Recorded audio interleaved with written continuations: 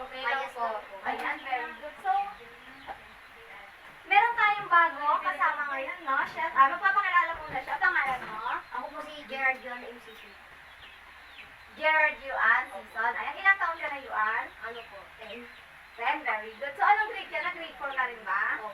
Ayan, very good. So, ngayon, wala kang kahapon, Yuan, no? Tsaka nung nakaraang araw. Nung kahapon at nakaraang araw, nagsimula kasi kami din magturo. So, nung nakaraan at kahapon, ang pinag-aralan natin, ano lahat yung pinag-aralan natin nung nakaraan ako? Sino nakakaalala? Kurt, Tungkol po sa basura. tungkol sa basura. Ayan, ano yung patungkol sa basura? Sa paghiwalay po. Paghiwalay.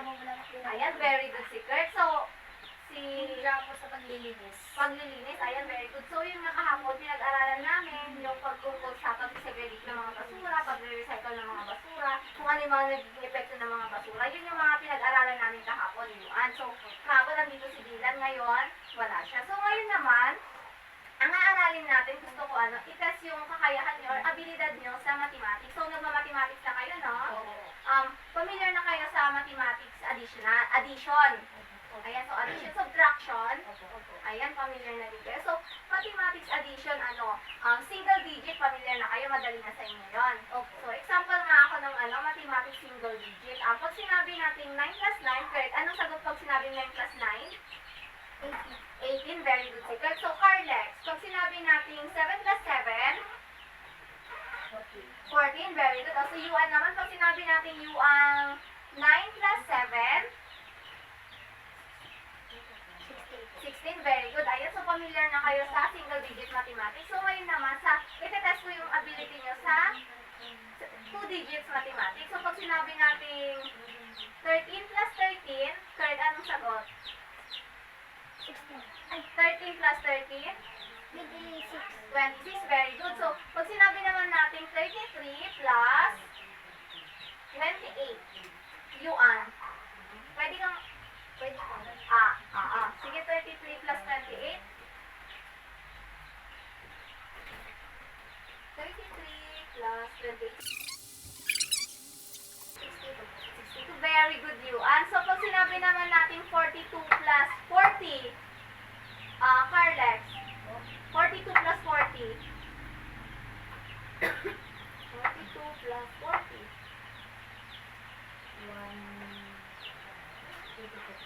Ano? 182. 42 plus 40. 82. Ayan, so very good. Familiar na kayo. So, ngayon naman, may inihanda dito si ate. Wait lang ha, kukunin natin mga kopon. Ayan, bibigyan kayo ni ate ng test paper. Ngayon, isusulat niyo dito yung mga gagawing activity. Ang gagawin natin is iti-test ko yung kakayahan nyo sa pag-a-addition. So, ang gagawin natin dito, gusto ko i-test yung kakayahan nyo sa addition na 2 digits. So, familiar na kayo sa 2 digits, no? Kasi yung 1 digit, parang mas madali na yun. Pinag-aaralan na yun sa grade 2, grade 3. So 2 digits tayo. Ayan, ngayon naman, iti-test kayo ni ate. So, bibigyan kayo ni ate ng ballpen. Tag-isa.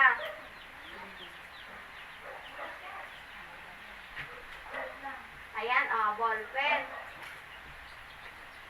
Carlex, ballpen. So, bago tayo magsimula, pakisulat muna yung pangalan nyo.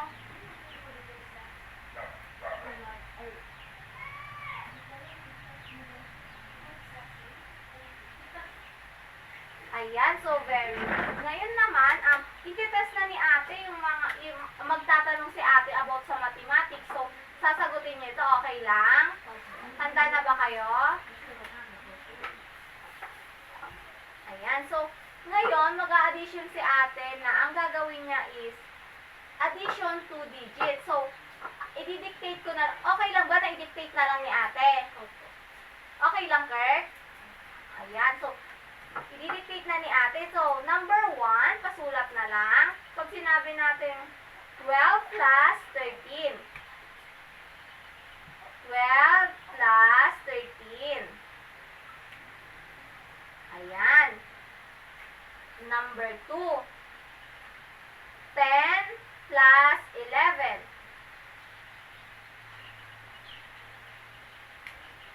Okay na? May sagot na rin ba kayo? Ayan, very good. So, number 3, 16 plus 12.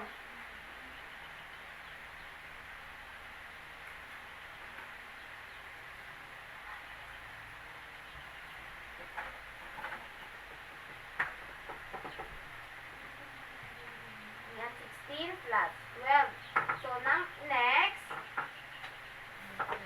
number 4, 10 plus 17.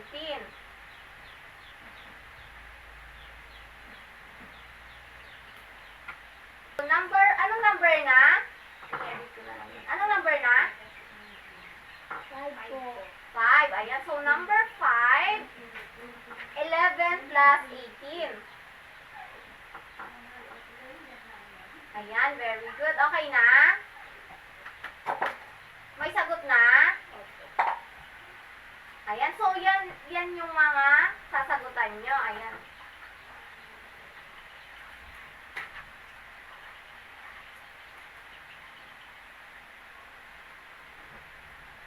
Ayan, sige, bigyan ko kayo ng time para sagutan. Ayan. May sagot na lahat. Di ba, 2 digits yung sinagutan nyo. Ngayon, gusto ko, ite-test ko yung kakayahan nyo sa 3 digits.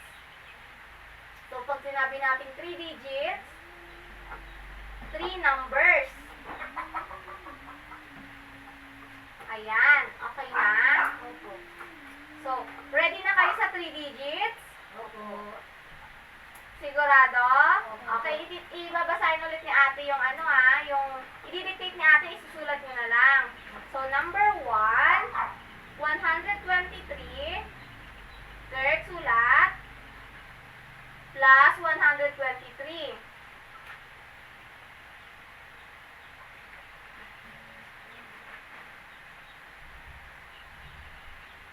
Number 2, okay na? Number 2. Number 2 na tayo? 232 plus 143. 232 plus 143.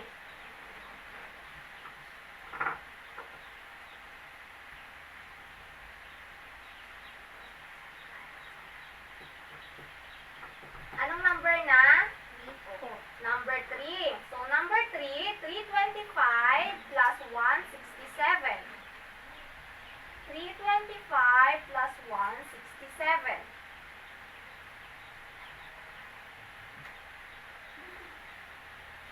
Madali ba? Wow, very good. Parang familiar na talaga kayo sa mathematics, ha? Number 4, ready na? Sigurado? May sagot na ba kayo? Ayan, so number 4. 282 plus 108. 282 plus 108.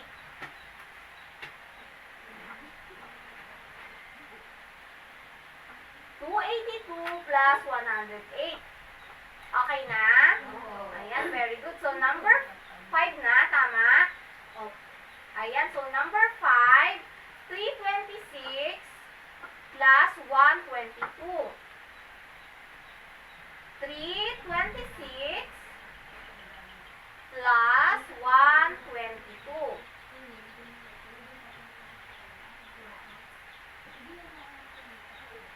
Sunod, nasundan na, tapos na, may sagot na?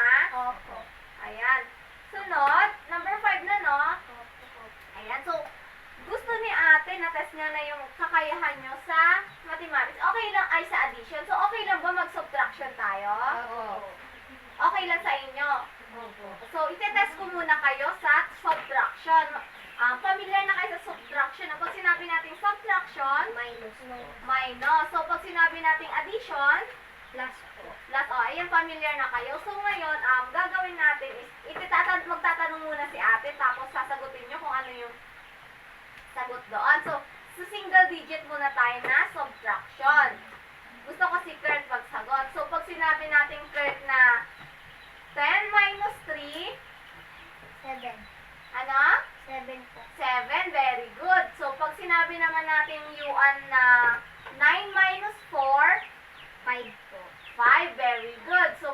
sinabi naman nating 5 minus 2, Carlex? 3, very good. So, familiar na nga kayo sa subtraction. Easy na lang yun, no? Pag single digit subtraction. So, sa 2 digit subtraction naman tayo. Okay lang? Itetest muna ni ate kung okay, kaya nyo na yung... Napag-aaralan nyo na ba yung 2 digit subtraction? Ayan, very good. Napag-aaralan nyo na. Magkakaklase naman kayo, di ba? Ayan, so very good. So, itetest ni ate yung kakayahan nyo sa 2 digit subtraction. Gusto ko sasagot si Kurt. Wait lang. Mag-iisip si ate. 17 minus... Kaya mo na kaya to, Kurt? 17 minus 10. O, yung 17, babawasan mo ng 10.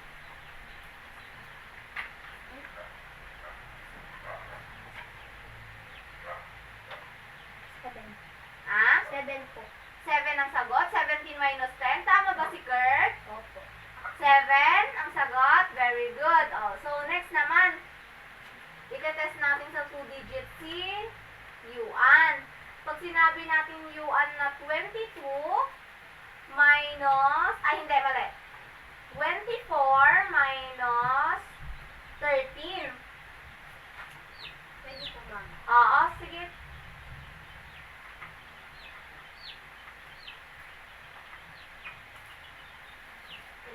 11, very good si Yuan. Yan, next naman, para kay Carlex. So, medyo madali lang yung tinatanong ni ate na 2 digits. Hindi na kayo pinapahirapan ni ate. Pero gusto sana ni ate sa susunod yung medyo mas challenge kayo. Pero ngayon, ayoko muna ma-stress kayo. So, mahirap ma-stress. So, para naman kay Carlex, wait lang, mag-isip si ate. 47 minus 10. 47 minus 10. Bilang ka 47 minus 10. 30. Ano? Anong sagot mo, Carlex? 30, very good. Ayan, feeling ko naman, handa na kayo. Madali lang naman yung papasagot ni ate sa inyo. Ay, ready na ba kayo? Opo. Ayan, so very good. So, number 1, i-dictate ulit ni ate, Okay lang? Ayan, kayo na magsusulat. Alam niyo naman na magsulat ng numbers, di ba? Opo. Ayan, very good. So, number 1, 22 minus 11. Pwede nyo na rin sagutan kung gusto nyo sagutan. 22 minus 11. Okay na? Number 2, 33 minus 21. 33 minus 21.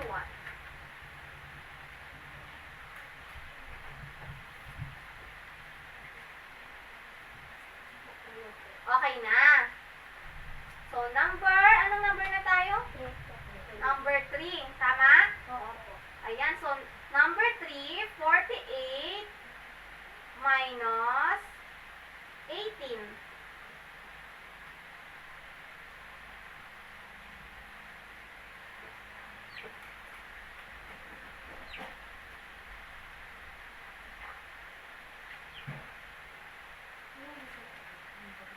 Tapos na? Sunod, anong number na tayo? 4 po. Number 4. So, number 4, 86 minus 53. Sulat na. 86 minus 53.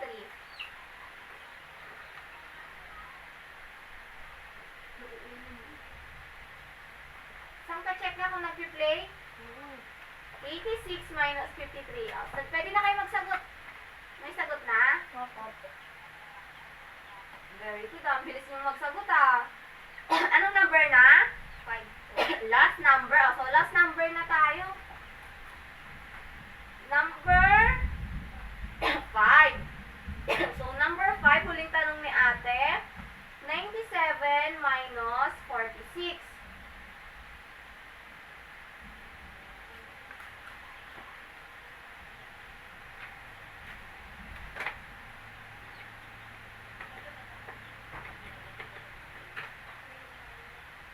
Ayan, meron na sagot. Opo. Ayan, very good. So, ngayon, ang gagawin naman natin is, i-check natin. Tapos, tatanungin ni ate yung mga sagot. Kayo na yung magsasagot, tatanungin ni ate kung sino kung sino yung gusto mag-recite or tatawagin ni ate kung sino ang magsasagot, di ba? Tapos, kayo na rin mag-check ng papel nyo. Titignan natin kung kung nakuha nyo ba talaga. Tapos, matitest natin dito yung, dahil kayo yung mag-check ng papel nyo, dapat, yung kung tama ba talaga yung sagot nyo, yun lang talaga yung itatama. Pag mali, mali talaga, okay? No cheating tayo, no? O, sige, number 1. Sa addition muna tayo na addition tayo na double or 2 digits. O, okay na? Ayan, so number 1, pag sinabi nating 12 plus 13, anong sagot mo, Kirk? 12 plus 13? 25 po. 25. 25 ba? Opo. Opo. So, check nyo nga kung tama ba yung sagot nyo, 25. Ayan, very good. So, number 2, kay ano naman tayo, kay Yuan. So, Yuan, number 2, 10 plus 11. 21 po. Ano? 21. 21. Very good. 21 ba sagot nyo? Opo. Ayan, very good. So, sunod.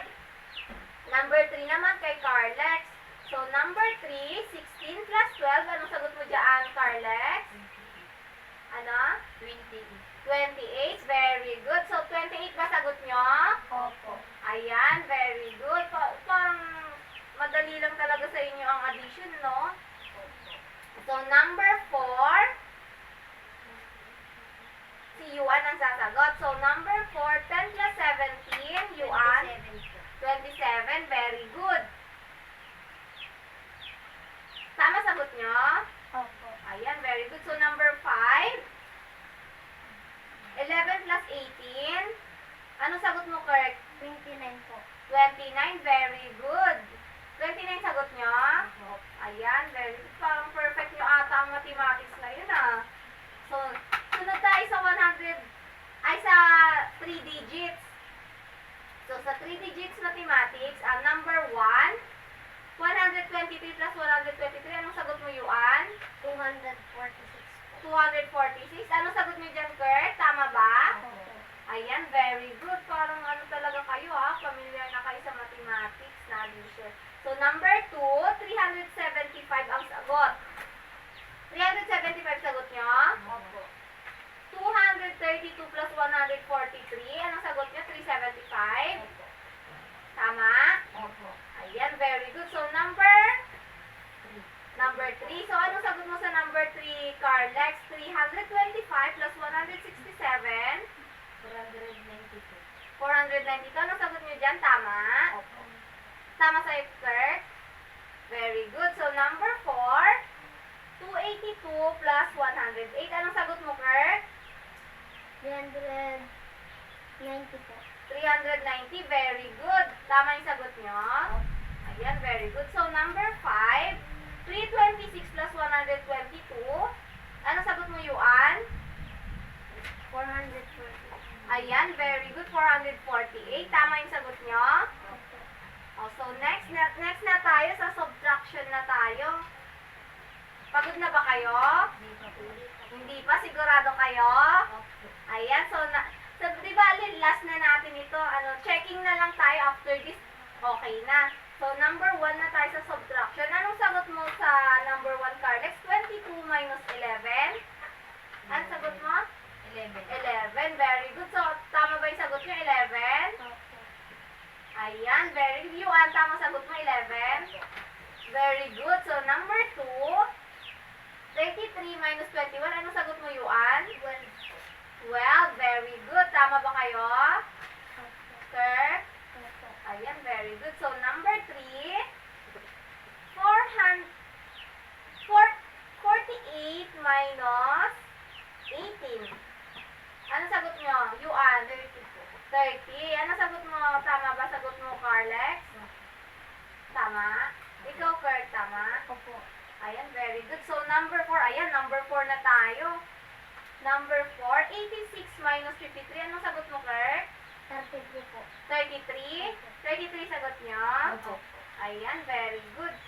So, number 5, last number na, ayan. 97 minus 46. Anong sagot mo, Yuan? 51 po. 51. Ayan, very good. Parang perfect niyo ata. May naka-perfect ba? Opo. Wow, very good naman. Patingin nga ang mga papel. Ayan, napagod na ata kayo, no? Si Kirk got 15. Wow, very good ah. Si Carlex, 15 din. Wow, very good. Tapos si Yuan, 15 din. So, madali na lang pala sa inyo yung addition tsaka subtraction. So, next time siguro, okay lang ba sa inyo mag-multiplication? Opo. Okay, Kurt, ayos na mo po, Kurt. So, ayan, natutuwa ako kasi naka-perfect kayo. So, ibig sabihin, madali na lang pala sa inyo ito. So, sa susunod, dapat mas ma-enhance nyo yung division, tsaka multiplication. So, yun ang gagawin natin sa susunod. Pero ngayong araw, thank you sa inyong participation at sa pag-attend sa ating class ngayong oras. So, dahil dyan, gusto ko palakpakan nyo yung mga sarili nyo. May mga tanong pa kayo? Wala na po. Wala na. So, dahil wala na kayong tanong, okay na. So, thank you ulit sa inyong oras. Okay na. Ayan. Thank you, Yuan, kasi naka-attend ka ngayon. Thank you rin, Carlex, tsaka Kurt, kasi andito ulit kayo ngayong araw. So, ayun lang. Maraming salamat.